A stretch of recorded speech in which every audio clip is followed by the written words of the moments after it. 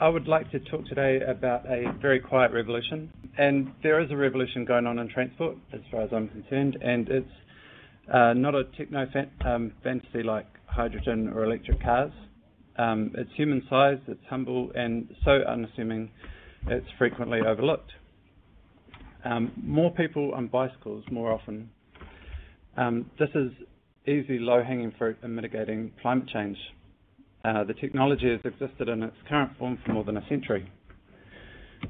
Getting more people on bikes more often reduces traffic congestion, lowers fuel and road building costs, improves health, and reduces the threat of climate change. It also contributes to attractive, livable streets. So bicycles tick all the boxes of the triple bottom line, which are cost, climate, and community. Now, I do believe in using a variety of different forms of transport. So where possible, I cycle. I use the bus or the train. I bought a scooter, so I use that. And I also walk. And occasionally I drive. So I live close to the city, and I can walk into town if I choose. But I don't believe in using a car for every journey. And I believe that the car is a seductively comfortable addition to our modern lives, but like Paul, lately I've been questioning its right to dominate. With 2/3 of urban trips shorter than 6 kilometres, urban utility cycling has a huge potential to improve living standards for New Zealanders. The trouble is, cycling right now in New Zealand is largely about sports. Over the past few decades, mountain and road bikes have become the only bikes readily available, but this is gradually changing. If we do go back to the early days of cycling in New Zealand, we find a very different story. The safety bicycle was a direct ancestor of the bicycles we see around today. Not only were these very practical machines, but they attracted thousands of women to cycling. With the help of the safety bicycle, women gained more freedom than they'd previously enjoyed. The bicycle revolutionised female clothing, making it a subject of controversy. Imagine women wearing trousers instead of skirts. Schools sprang up to teach women to ride, and many historians point to the safety bicycle as the beginnings of suffrage, women's rights, and feminism. In a book called The Tipping Point, Malcolm Gladwell expands on the idea that to make a significant difference in the big picture, sometimes we just have to tweak things in the margins. And this is what I asked myself when I questioned why people don't cycle. What if the way to get ordinary non-sporting people cycling was to just get them the right kind of bike? And could we even get women cycling again? To encourage more women to cycle, we discovered 5 things that need to happen in order to overcome women's reluctance to take up everyday cycling. The bikes need to be comfortable seats, upright riding position, no more hunching over the handlebars. They need to be affordable, expensive, top-of-the-line road bikes, so the new midlife crisis vehicle of choice for men, not women. Practical, they need to have the ability to carry small children luggage, which Steve is going to go over soon. And they need to have low and simple to operate gears for hills and for when carrying weight. They need to have chain guards, mud guards, and skirt guards to protect the rider's clothing. My wife tells me all the time that women are more likely to ride a bike if they look good on it. So that means that lycra and aerodynamic helmets are out, frocks and high heels are in. Studies have also shown that teenage girls stop cycling during puberty when they become more self-aware. Most sports bikes put their body on display. And lastly, they need to be safe. This is the number one reason women tell me that they don't want to cycle. This has a lot to do with sharing the road with aggressive drivers. narrow roads and a lack of cycling infrastructure.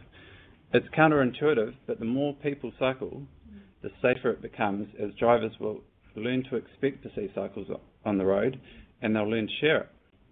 When children see their mother cycling, they will come to see it as normal. And it's interesting to note that in Denmark, a wealthy modern society, and the great hope for cycling advocacy, was very much a car-dominated society only one generation ago. More men cycle than women, and there are far more men in the industry than women. When buying a bike, women rate colour, comfort, practicality, and will it make them look good. Men rate the speed of the bike, the weight of the bike, gadgets and specifications, and so we need more women in the cycling industry in order to close this gap. The following quote is taken from from a website, Stuff White People Like, a satirical look at the culture of white middle-class people in Western society. White women have a lot of fantasies about idealised lives, and one of them is living in Europe and riding around an old city on a Dutch-style bike. They dream about waking up and riding to a little cafe, then visiting bakeries and cheese shops, and finally riding home to prepare a fancy meal for their friends who will all eat under a canopy with white Christmas lights. Now, I'm not sure what the average grease monkey in a bike shop would do with this insight, but if you are one of these women, please don't buy an unsuitable bike. Get what you really want.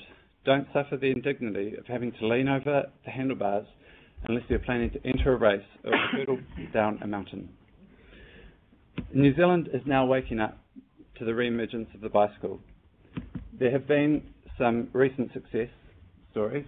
Auckland bicycle use has been up 27% since 2009. Christchurch is up 10% since 2007. And Wellington is up 110% since 2006. Go Wellington. So I'd like to briefly mention 3 initiatives that have existed to get more people cycling. Frocks on bikes began in Wellington as a positive feminine response leading up to the recent climate change talks. Among other things, they promote the basic premise that if you're going to ride your bike, then you may as well do it in style. This year they held fashion shows in both Auckland and Wellington, where all the models were on bicycles. They're sending a strong message that anything in your wardrobe can be deemed cycle wear. Bikes in Schools was formed by Paul Mercado and Meg Freighter, who have applied their energy towards a simple goal: more people biking more often. Projects such as Bikes in Schools, Police on Bikes, and Bike on Flaxmere have made headlines, raised funds, and been endorsed by the Prime Minister, and most importantly, got more people biking. Mamachari Bicycles began when my wife and I became more and more concerned about climate change. I made the suggestion that we try living for 1 year without a car. My wife Sarah suggested that we get some proper bikes first, like the one she rode in Japan. So we went a few steps further and began importing second-hand bicycles from Japan to sell, when we couldn't find what we wanted in New Zealand. So we gave them a make-up and a tune-up, replacing any broken or worn-out parts. And we named the business Mamachari Bicycles for the Japanese nickname, which means Mother Chariot. It has been far more difficult and far more successful than I anticipated. We now have a workshop and a showroom in Island Bay to restore and sell the bikes from. Our original plan to bring beautiful bikes to Wellington has had to grow as people around the country began asking for them. So far, Mamachari Bicycles has sold over 300 upright, comfortable and practical bikes since March this year. I would estimate that at least 80% of our customers are women, perhaps even more. I can't boast that we set out to start a women's bicycle shop and to challenge the status quo of the industry, but I've stumbled across each insight haphazardly, with more seasoned cycle advocates showing me the way. I'm not naturally business savvy, but I'm learning so that I can challenge the industry. I'd like to think that I'm embracing my inner capitalist for the good of the planet. As the bicycle is readopted as a legitimate form of transport, let's do what we can to facilitate this. It's a good choice. Mostly what I do is choose to cycle to work as often as I can. If you're not already familiar with the joys of cycling, now is a good time to start. Sarah and I are expecting our first child in less than a month, and when he grows up, I want him to experience the freedom and the joy of cycling. The kind of biking I enjoyed as a kid. Fresh air in my lungs, the wind in my hair, and the world to explore. And you can also find us on Beautiful Bikes for Wellington at Facebook. Thank you.